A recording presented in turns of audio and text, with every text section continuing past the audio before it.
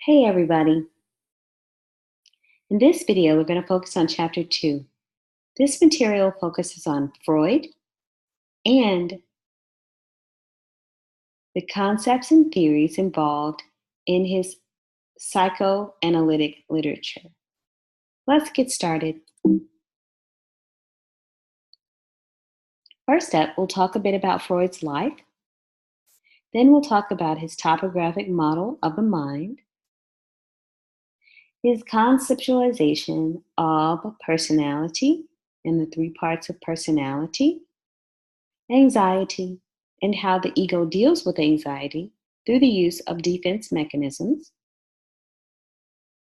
his psychosexual stage model of development, the different mechanisms that psychoanalysts can use to bring things from the unconscious into conscious awareness in efforts to helping people deal with those healthfully, and a bit about some related research, followed by a critique of Freud.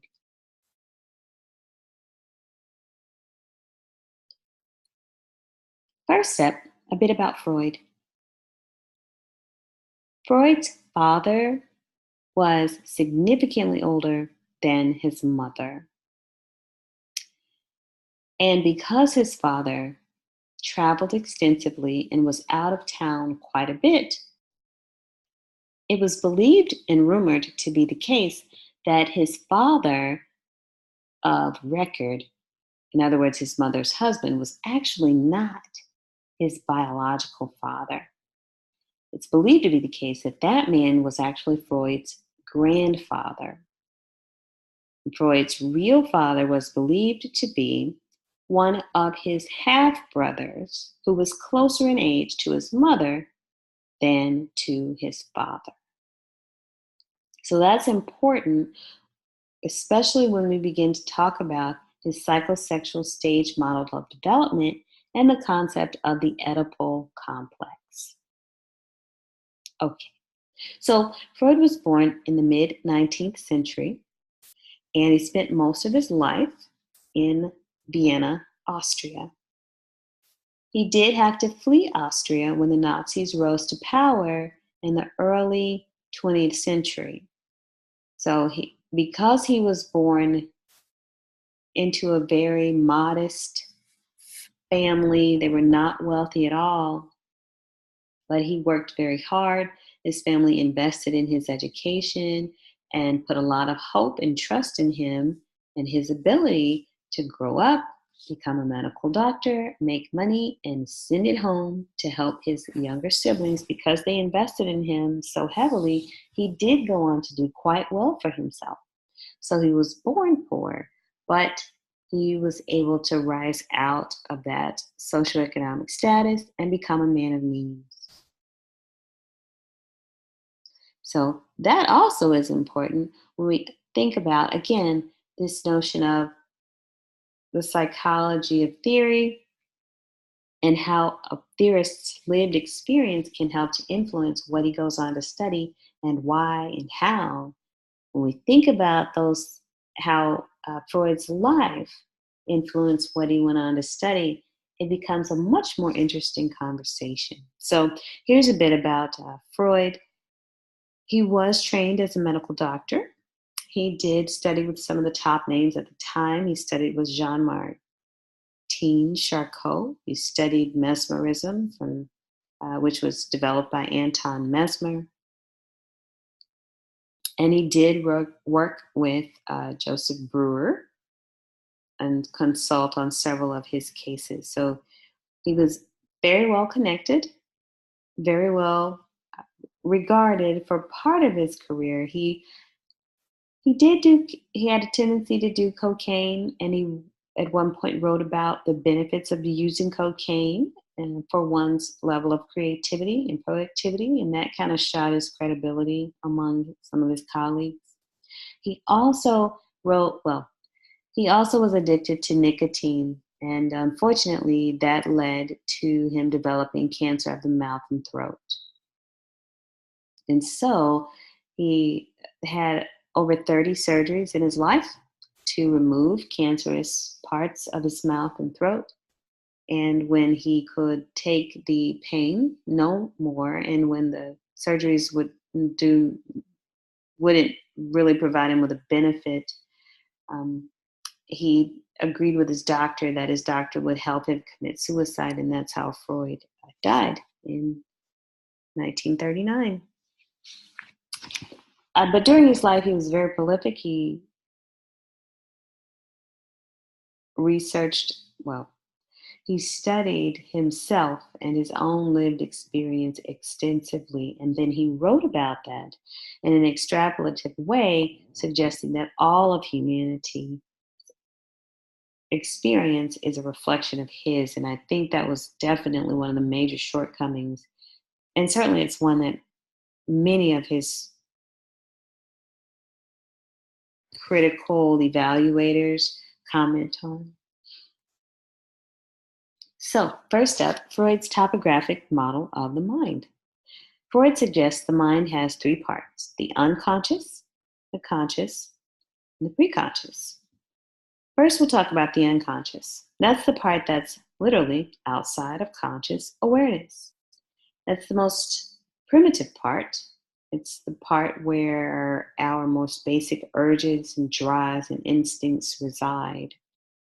Freud suggested that when we experience an uncomfortable urge or drive or motivation, we repress it into the unconscious part of the mind.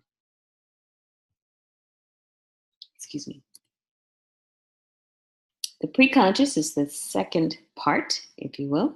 And this part, it's not outside as far outside of it's not as far outside of conscious awareness as the unconscious part of the mind, but it is outside of conscious awareness, such that if we try to jog our memories, we can fairly easily call that information into our awareness, our consciousness.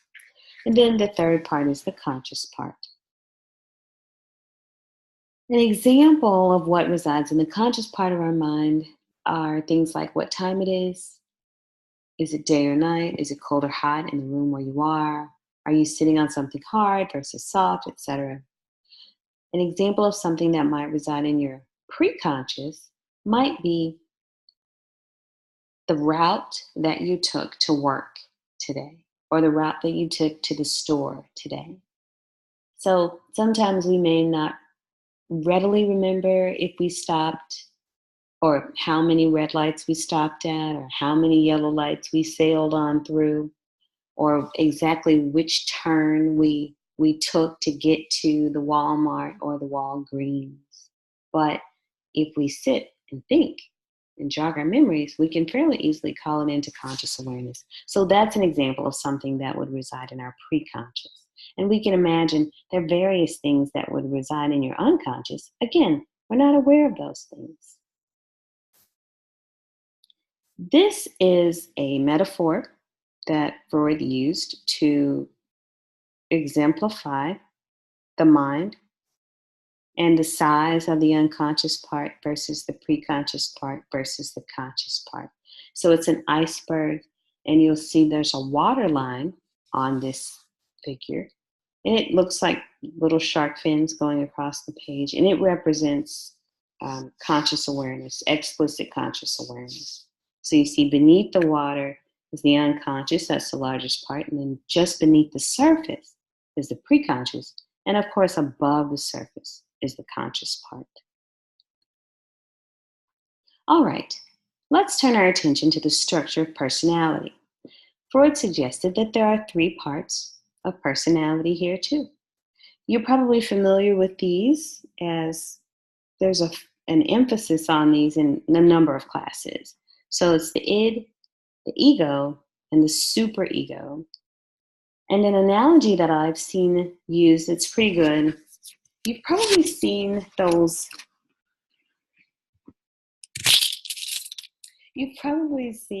skits where there'll be a guy or a woman, and this person will have an angel sitting on one shoulder and a devil sitting on the other shoulder.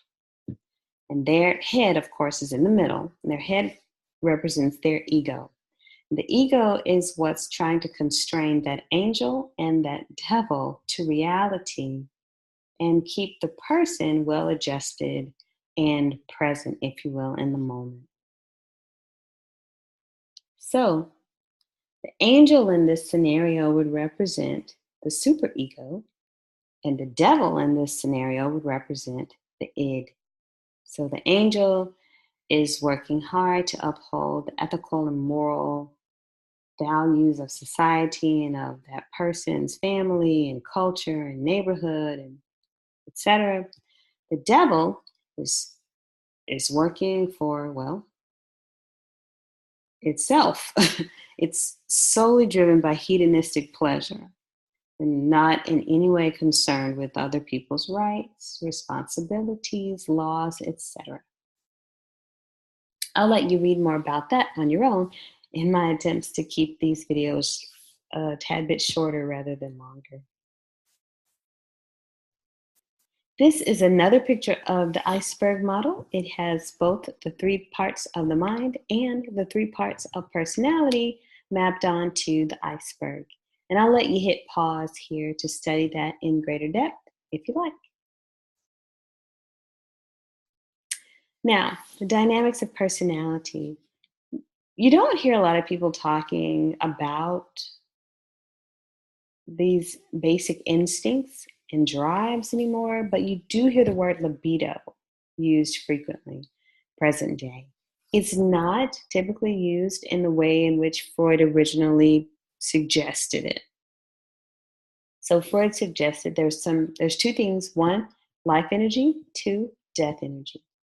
And these, consistent with what we know about energy, energy can be neither created nor destroyed. And so we're born with all of the energy we're ever going to have. So our life energy and our death energy are constantly warring with one another. And if our life energy is stronger than our death energy, then that will be reflected in our personalities and we'll be more buoyant and engaging and light filled. But if our death energy is stronger than our life energy, then we'll be more aggressive, either toward other people or to ourselves or both. Freud suggested there are 3 types of anxiety. There's realistic anxiety, which is anxiety in response to a real threat, like a shadowy figure outside of your bedroom window, or a dark figure following you to your car at night. There's also neurotic energy, and that's when there's basically a discrepancy between your ego and your id, and there's a concern that some hedonistic urge may bubble up from your id and take on a life of its own that your ego can't stay on top of, if you will, or constrain to reality. And so when that happens and the ego is that worried, it will enact defense mechanisms to protect the person from acting on those urges. There's also moral anxiety, and that's when there's a conflict or a discrepancy between the superego and the ego. And again, when the ego is afraid that, for example, it can't live up to the ethical and moral standards or principles embodied through the superego, then their anxiety will result. And when that anxiety results, the ego will employ defense mechanisms to try to deal with that anxiety and constrain the person to reality and stay present in the moment and well adjusted and plugged in. These are some of the defense mechanisms that Anna Freud helped to research and document in the literature. Sigmund Freud really worked more so with repression, and he wrote extensively about repression. Anna Freud, one of his daughters and her students, did a lot of work helping to develop and write about the others. So I'll let you hit pause here so you can go through those, and I encourage you to take your own notes and develop examples of these for yourselves. Freud is believed to be the first to suggest that an identity or a personality or some construct develops via a stage-like process. So while we by and large no longer suggest or lend credence to his psychosexual stage model of development, we do certainly support the notion that identity, personality, esteem, etc., can develop via a stage-like process. Now, the 5 stages in Freud's model are the oral phase, the anal phase, the phallic phase, the latency phase, and the genital phase. And those are in order from, I guess you could say, chronological stage order. Oral from birth through about 18 months, anal from 18 months to about 3 years, phallic 3 to 5, latent basically through puberty, and then genital for the rest of adulthood. And I will draw your attention to the phallic phase, because Freud suggested what happens during this phase is critical. And how a person resolves this phase determines how their superego develops, because it's believed to develop around the age of 5, which occurs at the resolution of this phase. So what happens between the ages of 3 and 5, he believed, are critical in terms of helping to set the stage for how moral and upstanding and mentally strong and healthy a person can be. And so Freud suggested during the phallic phase, little boys go through the Oedipal complex, and little girls go through penis envy or the Electra complex. So I'll let you read more extensively about those. Because again, I'm trying to keep these videos shorter rather than longer. I know there's a lot of good information here, but your textbook does a pretty good job of reviewing that for you. So I'll let you review that on your own. Now, some of the tools of psychoanalysis is free association, which many of us have played in a game form with each other. So, for example, the therapist might list a number of words and read them out loud and ask the client or patient to say the first thing that comes to mind when they hear the words on that list. And so that's free association. And in theory, when you do that, it'll allow whatever's in your unconscious to guide your answers, to guide your responses. So free association is one thing. Dream analysis is another. So literally having clients or patients write down their dreams and then see what recurring themes exist. What colors do they often see? Is there a lot of water in the dream? Is there rain in the dream? Are there a lot of plants? Are there a lot of people? And so whatever recurring themes people see in their dreams are believed to have meaning. And so it's possible for the therapist to help the patient analyze the manifest and the latent content in those dreams to help understand how those could be revealing information about what's going on in the person's unconscious. Then also studying what we call parapraxis, or slips of the tongue.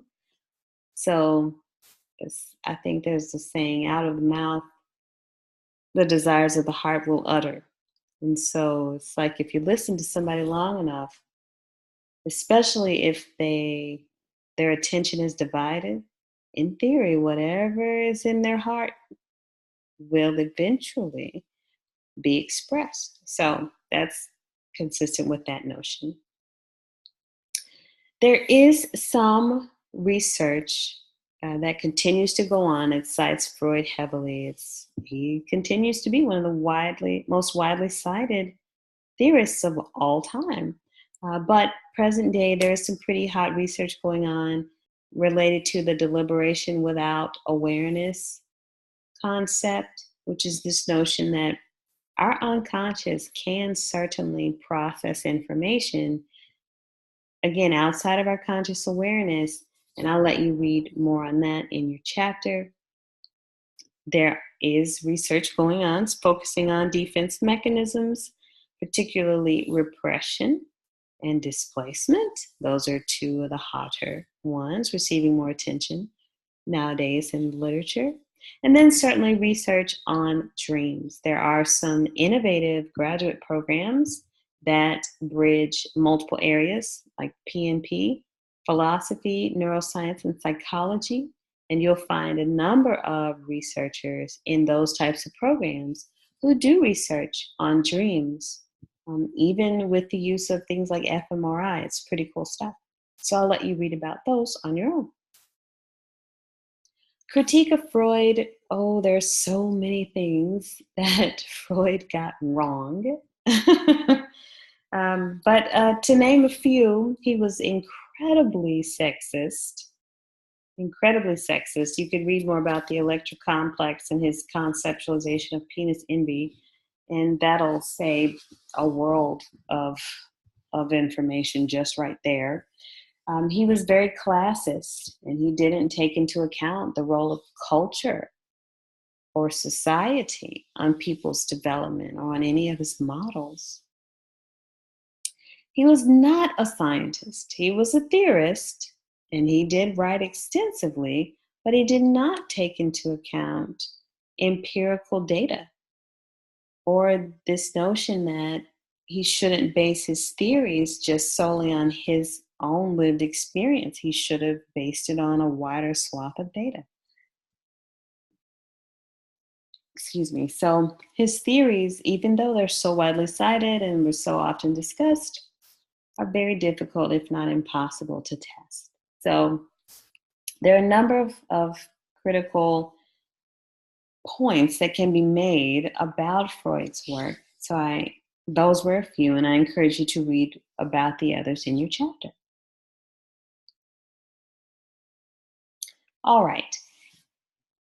Tried to keep it under 20 minutes, but we did go, here's a brief recap. We did go a bit over some of the hot points of Freud's life and how some of the things in his life helped to influence what he went on to study and how he went on to study it.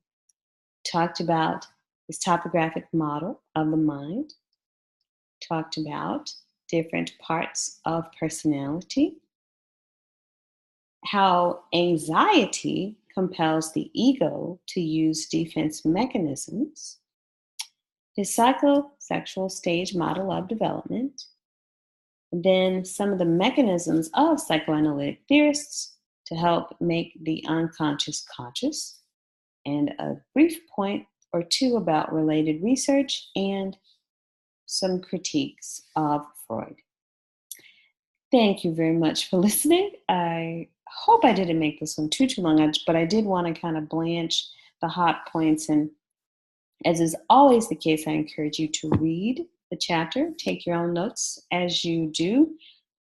If you're so inclined, listen to these lectures and take your own notes as you do. I think you'll find synthesizing the information is the best way for you to develop a working knowledge of it and a solid memory for it.